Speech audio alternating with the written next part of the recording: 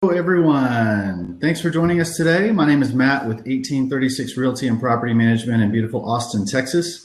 Today we have with us a real estate agent who is a broker associate with Realty Austin, Alicia Kelley. She is one of the leading realtors in Austin and has graciously joined us today while she is in the middle of a class over at the Austin Board of Realtors, getting better. And she's taken a couple minutes out to spend her lunch hour with us.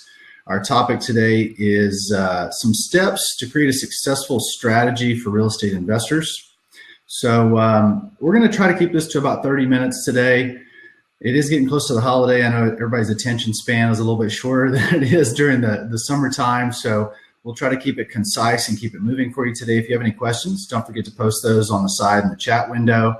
You can always answer the questions in our polls and follow us on our Crowdcast channel, so that you'll get notifications and an email with the links to any future videos. We've got some on just about every topic regarding real estate, property management, investing, maintenance. So let us know if we can deliver any topics to you guys. If you're interested in something that's not out there, we've got a lot of friends in the business who are happy to collaborate with us and provide service and solutions for you guys on the consumer side. So if you've got questions that need to be answered. Alicia, thanks for joining us today. Having me. I'm happy to be here. So let's just jump into it today. I've got your contact information on the chat window. Share that again at the end of this. But I think people, what they really want to know today is, what are we here to talk about? So what is our goal today? What are we going to share with people? How to become a successful property investor. Okay. So we're going to define success in what way? Is this about making money? Is this about, what does that look like? About not losing your shirt? I think at the end of the day, everyone's going to have a different mindset on what's successful. However, I think that we're going to have a great bullet point of discussing each and every item that, we feel like is important at the end of the day. Perfect. Okay, so you and I prepping for this thought that the best way to handle it would be to simply answer some questions. So common questions are who, what, where, when, why for just about anything in life. Today we're going to cover the how, what, where, when, and why. Why maybe should be first, but if you're watching this, I think you probably already got your own personal why, so we'll leave that to the end. So let's start with the how today.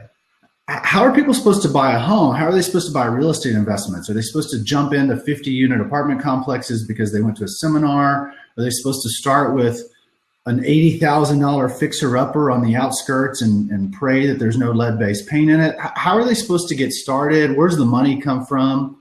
Get us going on this. That's a lot of questions there, Matthew. It's a lot. We're gonna keep it loaded for you today and rolling.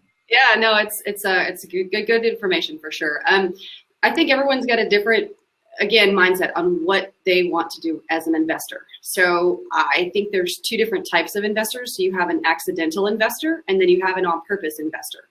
And I've become both of those things personally, but I think from a beginning standpoint, there are many facets that you can kind of go down. I do think that you should start with a single family home, 3 bedrooms, 2 baths.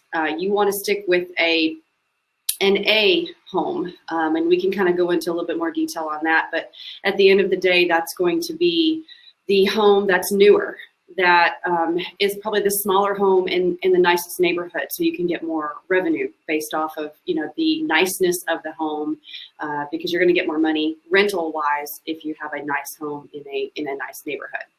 Am I touching on some of those things that you're looking for? You are. I'm going to draw you back to the how on the money topic, just because I think that's people's biggest barrier to entry is, folks are out there making a good living in Austin. It's a great economy, a good city to be in. But that doesn't mean they've got an extra $100,000 just to play with to test the water.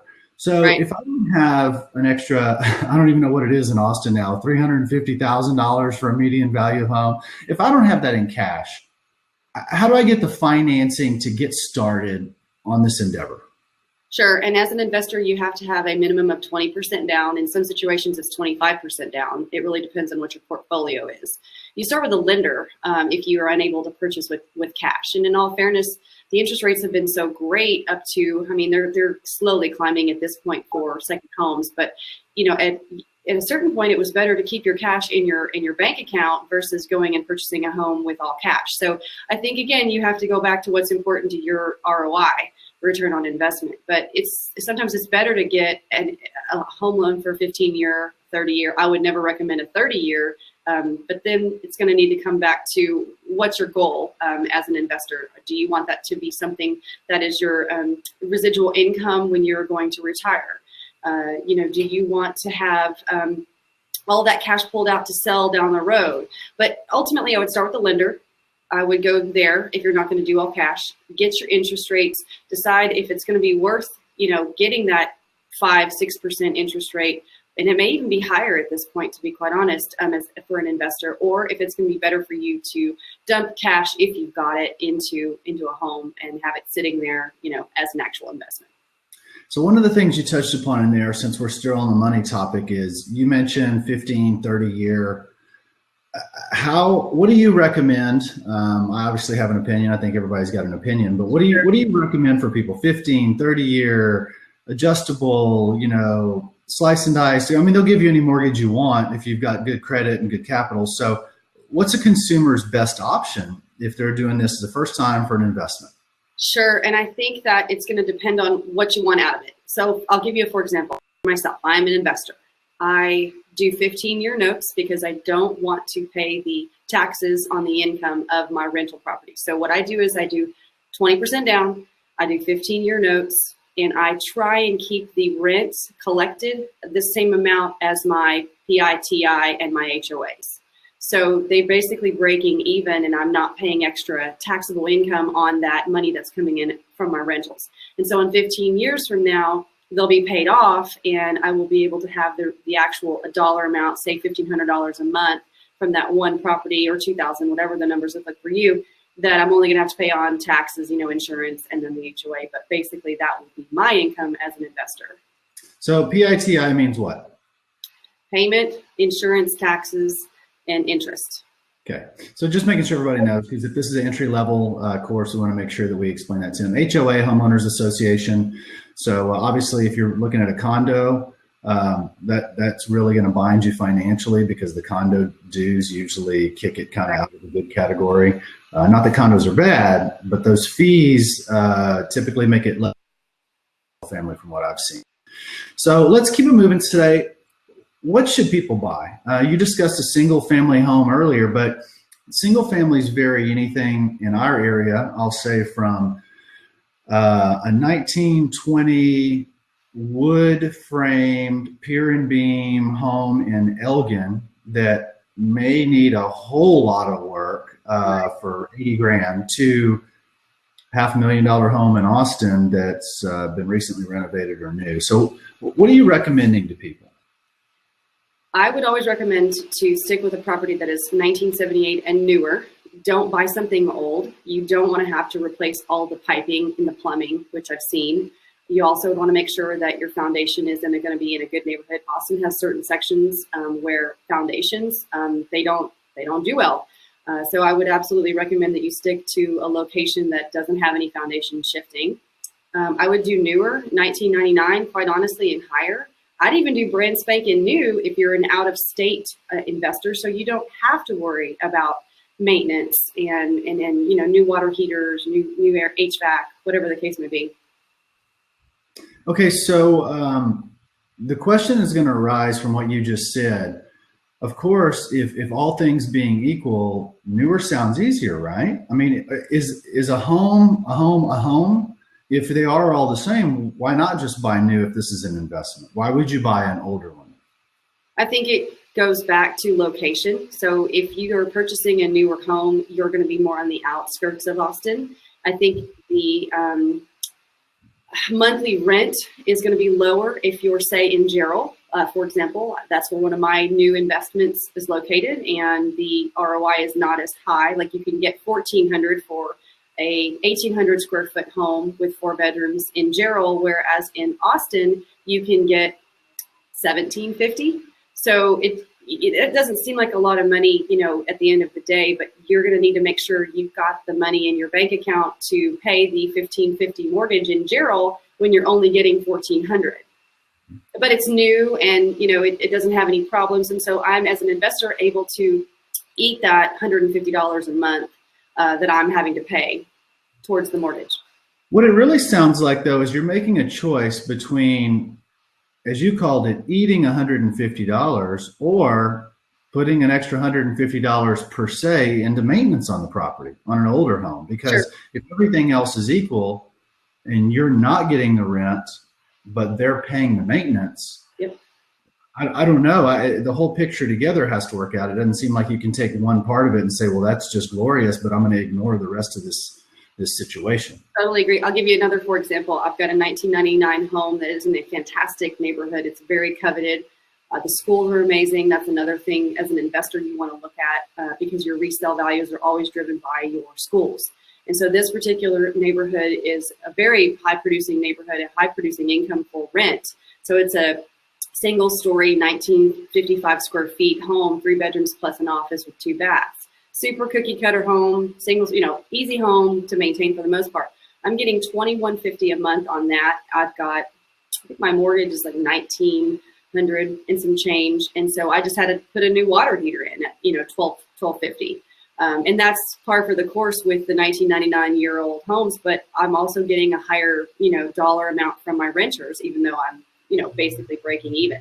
But you're still having to pay for that maintenance every, and it needs a new air conditioner. So there's going to be another expense, but I know that once I get those pieces in place, they're going to be good for another 10 years or 20 years. And then hopefully I'm out and I'm getting the monthly principal or I have no more mortgage payment and I'm getting, a lot more money back into my pocket when I eventually retire.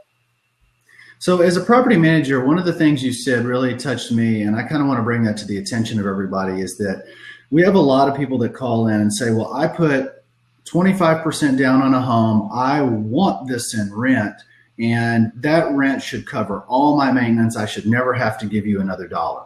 And what I heard you say was you're going to continue to reinvest in that asset. The rental income is not going to be so great with 20 or 25% down that you just have play money. So if the roof goes bad or the AC goes out or the hot water heater goes out, it's just sitting in an account. I mean, you're going to have to maintain your investment. No different than if you consistently put money into a 401k or some other investment. You don't put in once and get rich down the rainbow.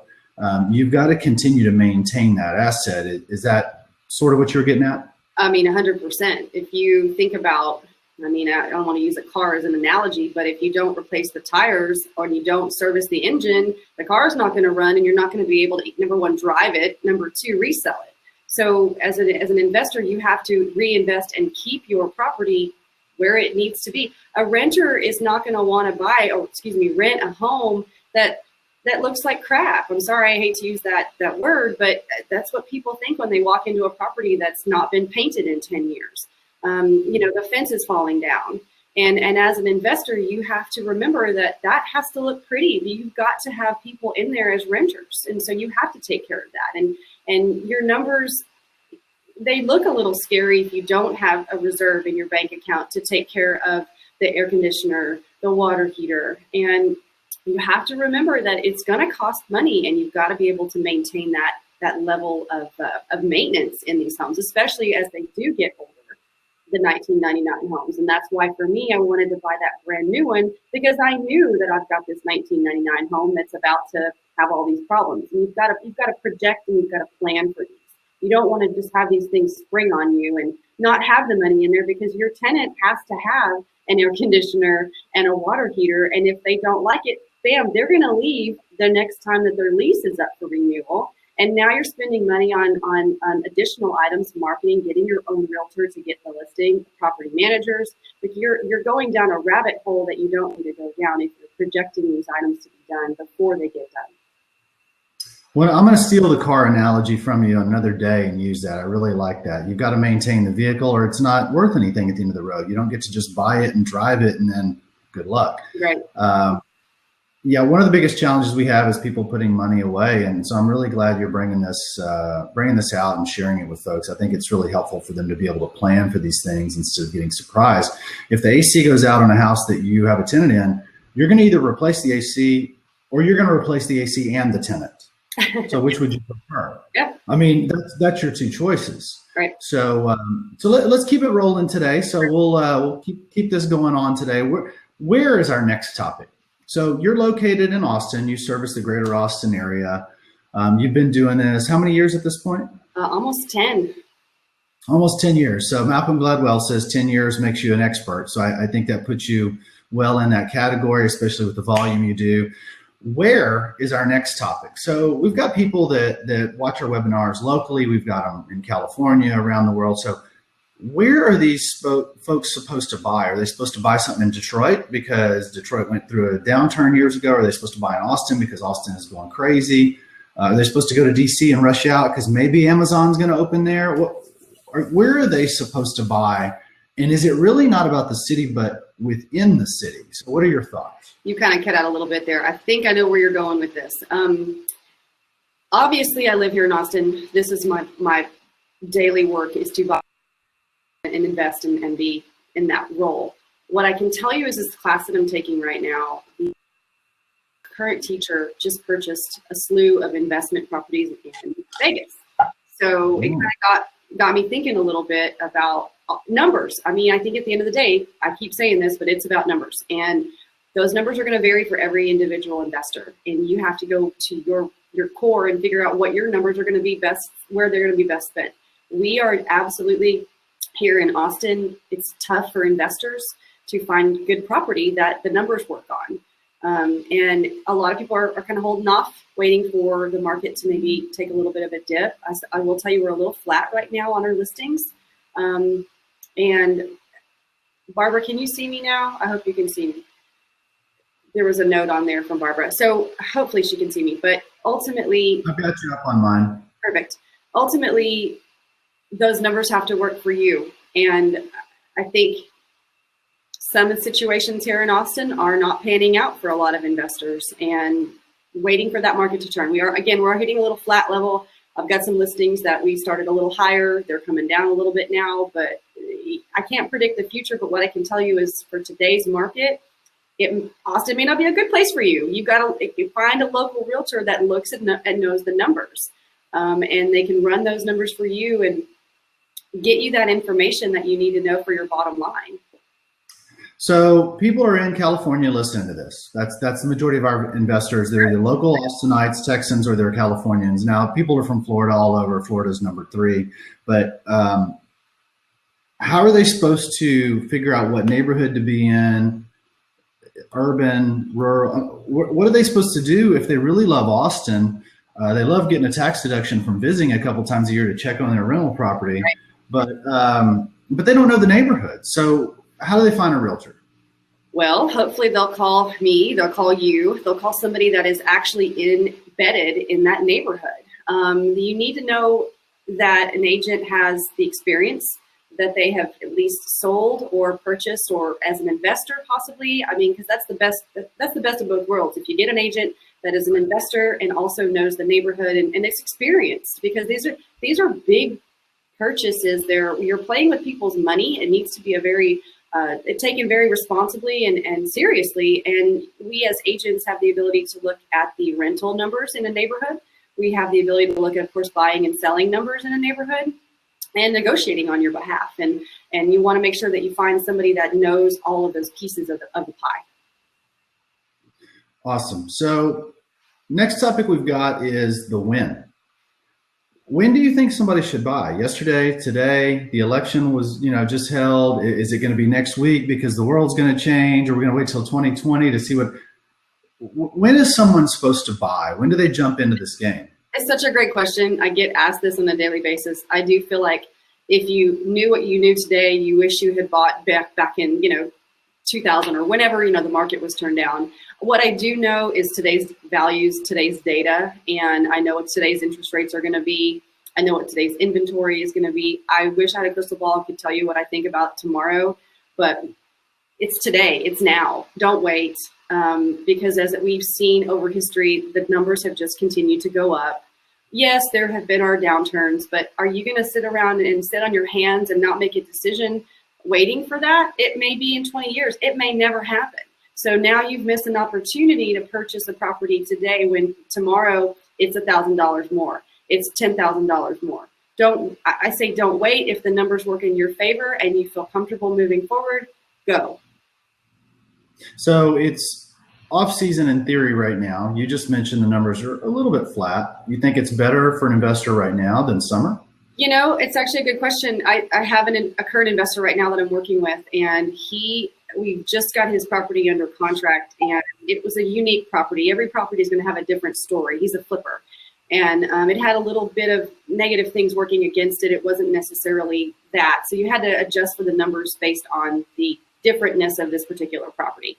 But he's out there actively looking, and he's noticing that a lot of this stuff is sitting, and he's finding better deals today. I'm not seeing those because I'm not working with him on the buy side. I help him with the sell side. So he's giving me this information, and that's what he's seeing, is that the numbers are a little lower. Yeah, I would say so. And it may even be a lag time, because you have a lot of sellers that say, well, I want what I want. And sometimes it may take them 30 days of sitting vacant and paying a couple mortgage payments. Correct. Before they say, well, maybe I don't like where I'm at, so I need to do something different. Right. You can also take a big risk as an investor. I mean, this guy is a flip guy, but he bought, foreclosures, things like that, and then he's flipping them and selling them. But you can also purchase a home that may have foundation problems. This one had foundation problems. It was partially in a flood zone. I mean, it smelled like smoke, and the location is kind of crummy. And so he kind of, in all fairness, I think made not a very good decision when he purchased this particular property. I don't know if I would have said, yes, purchase it as his buyer's agent, but that's my job, is to tell people the good, the bad, and the ugly. You may not like to hear it, but I'm going to tell it to you, because that's what I see in my daily business. And that's where the value comes in, as finding that local person that knows what they're doing. So on the topic of when, I know you've had a lot of experience with people who give you a call and they set an appointment, you have a great conversation, you decide you're going to work together, and they tell you, well, just let me know when you find something and I'll fly into town. What do you say to those people? Because that is what people believe they can do. Sure. I think everybody thinks that. I have had multiple clients in California, North Carolina. One guy was from Boston. And ultimately, you can't sit around and wait. You can't wait to find the property in your MLS search, or if I send you something, and get a plane ticket, fly here, get your rental car, get your hotel room, and actually hope that that property is still going to be on the market, because it may be gone. Like one of my last investors, where does he live? He was in Mexico. And ultimately, he had the idea that he was going to fly in. Well, a property hit the market. It got an offer on it. I happened to be out of town as well, but we made it work. We got everything connected. I had another agent go in and do a video of the property. I've sold many homes without an actual investor or an owner even stepping foot inside the home, just by doing videos. And we won that multiple offer from my client in Mexico. And we had it inspected, and ultimately everything worked out and he got the property. And I think it was a pretty good deal for him. I mean, nobody wants to be involved in multiple offers, but that was the situation. So some of the keys to take away from what you just said, which you didn't really emphasize but are very important, is that you were able to use technology. So there was no point in these people upending their life for 4 days to find out that, as you also said, there was multiple offers. So they may have not even gotten the property, or it could have been gone by the time the plane landed, because it can happen that fast. So the last thing being, you won the multiple offer situation. So I think all those wrapped up need to let people know the takeaway is if you have somebody, and they can FaceTime with you, or they can Google chat with you, or whatever it may be, to develop the relationship. And if they don't trust you, they shouldn't work with you, just like with anyone else in business. Right. But if you do trust someone, if they have the experience, you don't have time to sit home and think about this overnight. If you marinate on it, it's gone, because you've got 1,000 other people in that marketplace looking for the exact same deal, and there's just not time to lollygag. Then, even if you do find it, you need somebody experienced enough to know how to win the multiple offers, because if it is a deal, you got to still win. Just because you located it makes you nothing. Right. So now I've still got to pull out and win the race when it's all done. And I can't imagine anything more frustrating than flying across the country to find out it's multiple offers when the plane lands, and now you're back where you started, but you wasted 3 days and a lot of money. So that's not how you're going to really make a good investing decision, is by spending thousands on plane tickets and hotels. Let's put that money into the properties, because this is a business. This is not a feel-good game. You should not be in the house walking it to see if it's, suitable for carpet angels? Well, it goes back to doing a separation in your brain. This is not a home, it's a house. So you've got to take those two things and separate them and know that, number one, you're not ever living in there. Your children are not living in there with you. It's going to be occupied by someone you probably don't even and will never even meet, because you don't really want to have that relationship because it creates too much emotional attachment. It's a challenge. And you have to separate the money from the emotion as an investor. Absolutely. All right. So we're about 25 minutes in. We're going to cover one more, which is our why. And then if we have some time, we'll do a couple bonus stories just for fun. Why should people invest in real estate? I mean, you're an investor as well. You've got multiple properties. You're in the industry, but you're investing in the industry. So obviously you feel confident in what you're doing. You've been doing it about a decade. Why should somebody out there who's watching this and just on the fence bother? Well, I became an accidental investor, and now I am an on-purpose investor. But what I know about real estate is it's the one real place that your money can be held and not go and depreciate in value like the stock market, an IRA, whatever you're using as your retirement fund. So that is what I would say about why is it's the only real thing to invest in my mind, in my experience. So some of these things are passive investments, some are active investments. How much headache is this going to create for someone that is living across the country? A lot. I mean, it can be overwhelming for me at times, and I do this on a daily basis with work. And you don't want that phone call if you're in California from your tenant here in Austin at 2 o'clock in the morning calling you to tell you that the water heater just burst, because number one, you may not even hear your phone ring, and now it's the whole house is flooded and the tenant doesn't know what to do, and your house is basically ruined, and you're having to move them out, file an insurance claim, start all over with repairs, and you've lost a lot of money at that point as an investor. And so what I would recommend for somebody that's living in California or whoever is across the state, it doesn't matter. If you're not close by and or if you don't want to be bothered with it because you're a CEO at a company and your time is better spent managing your people at your company, hire a property manager, hire Matt, hire you. Like, you are the person that needs to be, the main point of contact, because that's what you do on a daily basis. You've got all the systems in place. So if that water heater does burst, you've got people on standby that are working 24 hours, 7 days a week, because I don't want to be woken up in the middle of the night because of water heater.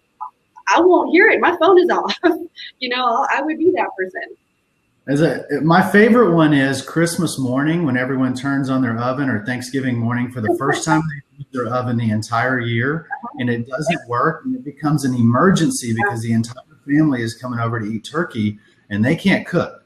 Well, you're not going to fix that from out of state, and no appliance repairman is working on Thanksgiving and Christmas Day. So get ready to hear it if you didn't tell your tenants to test that beforehand.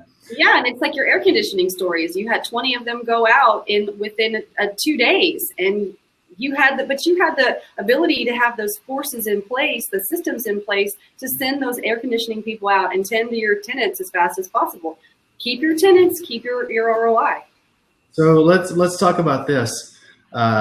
You're in California, you got a home warranty. You can just call the home warranty, right? They'll take care of everything no matter what it is. Sure. I mean, in theory, it's a great idea, but you're still having to manage people. You may be in a business meeting where, again, your ROI is going to be better spent making money to then buy more investment properties, of course, but you're not going to want to leave that meeting, make the phone call, and talk to the plumber, talk to whoever you have to talk to. No, like, it's too much. It's too much. So I will let people know that home warranty is the bane of our existence as property managers. We deal with them. Some companies refuse to deal with them. It is no joke that we can spend 3 days waiting on a call back when there's not hot water, because they send it to the cheapest, least reputable person that they can possibly find to simply service the claim. And so if you think that that's going to keep your tenants in place, renewing, or even solve it if they want to start threatening a lawsuit because it's too cold and their baby doesn't have hot water, or it's hot in the summer and grandma's dying, you're going to get threatened with a lawsuit, and you're going to have to deal with that instead of just fixing the problem. So right.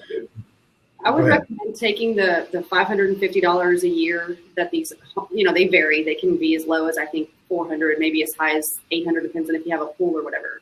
But I would take that money that you don't spend on a home warranty and apply that towards hiring a property manager, saving it for the water heater, saving it for the air conditioner. Don't spend that money on something that you're not really going to benefit from. I don't currently have any home warranties on any of my rentals. I don't have them. So let's say that let's not talk about you. Let's talk about Susie Realtor for a minute. Yeah. Susie Realtor represents an owner from California who buys an investment property. And as you mentioned, the hot water heater bursts, the house floods. So now they have standing water, which is a mildew problem, we'll call it.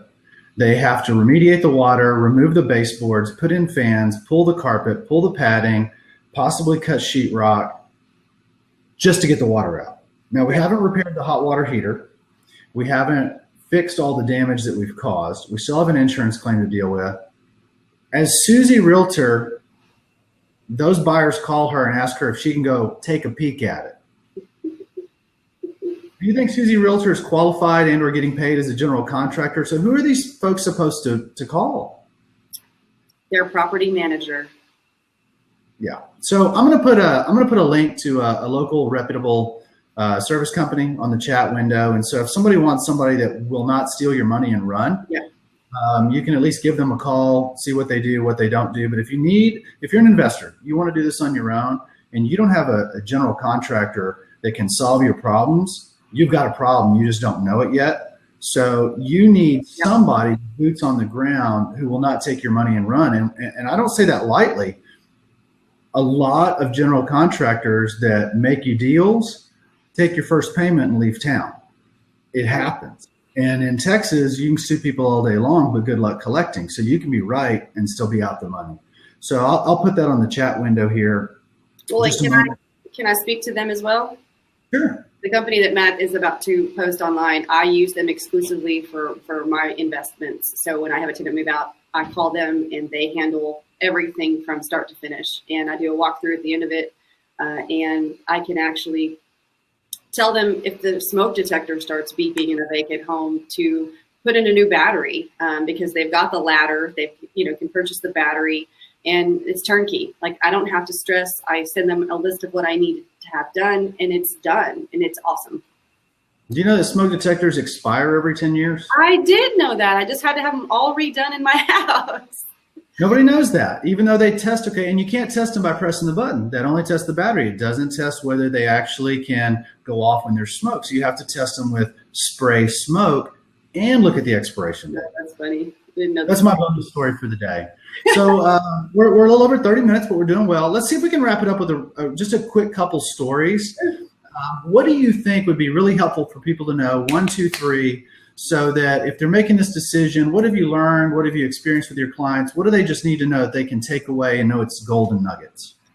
Always get an inspection, even if you're purchasing a new property. I should know this stuff, and I made a boo-boo on the new property that I purchased in Gerald. And I had it frame inspected, but I didn't have it inspected once it was completed. I actually purchased 2. I've had more problems with one property than the other, and they're both identical floor plans, almost on the same street. And I didn't have it inspected, and that ownership is on me. And now I'm kind of trying to play catch up with items on it that should have been caught. So always have an inspection. They're $450, $550. It's the best money that you're ever going to spend. To know that you need to understand the condition of your property. And then if it does have an old water heater, you can then at that point start saving to know, because you're going to have to put a new one in a couple years. Is that a good, Yeah, no, that's perfect. I'm making sure that your website's up and running, where I put contact information on here for everybody. So that was one. So always have an inspection. What's the second thing you would advise as a person who has been doing this over 10 years and is an investor yourself? Well, again, was an accidental investor, but now I'm an on-purpose investor. So it's kind of like you have to go back to, what were the items that you think of that you needed to not do and redo? I default back to that inspection. That's always going to be super key. I'm having a bit of a brain freeze on what I can think of at the moment, because I've been in this class for 8 hours at this point. So, refresh my memory, please. All right, so we're going to let you off the hook with that one. But you've got a couple notes on our show prep. Give me a second. Let me go look. Uh-oh. So, home cooking. I remember. I already said one of them already. Take the emotional aspect out of it. So that's why I kind of foobarred that one. But take the emotion out of it. We already discussed that one. Hold on. Sorry, my brain's not working today. I need to eat my lunch. Don't self-manage. We think that we can do these things. And again, I think I've already touched on that one too. Water heater in the middle of the night bursting and you're asleep. These are all fundamental cores. You need to have somebody working on your behalf. It is one of your largest investments that you're going to have. Don't think that you can just do all this stuff on your own. You don't have the tools. You don't have the resources. Try it. Get your feet wet. Learn that you don't, in fact, want to be woken up at 2 o'clock in the morning, and then hire somebody. But if you're in that mindset that I'm going to save money, I'm going to do this myself, know that eventually you're probably going to want to hire someone out and take care of that responsibility for you. All right. I think I fished out the free bone on that one. So either way, we've got contact information on the chat part of the screen. So if you guys have any questions, one thing Alicia did mention is the difference between accidental landlords, accidental investors, purposeful investors, and all that. And there's some statistics that are out. And if you guys are considering jumping in, I need you to know that about a third of all investors started out as accidental investors. As the economy, whether you think it will or not, eventually turns, because it's all cyclical, and home prices flatten or decrease, you're going to see a lot of people that are not willing or not able to sell their homes, and those are becoming what's called accidental landlords. And that makes up about a third of all investors. So if you got stuck with the family property or you got stuck that you couldn't sell, you're not alone. So don't feel like you're alone. Some of those people have become our best clients because 3 years down the road, if they'll just be patient, we can deliver them rates of return that are pretty unbelievable, because most of them bought a home as an owner occupant.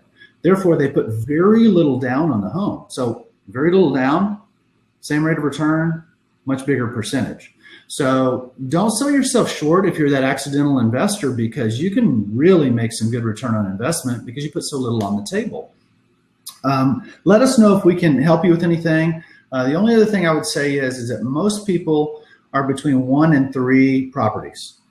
There is a belief out there, because we always have this insecurity in ourselves somewhere that says we're not as great as all these people who have all this money, or the institutional investors. And I'll let you know that more than 90% of the marketplace of investors hold between 1 and 3 properties. They're not holding 300. They're not holding 30. They're not even holding 20.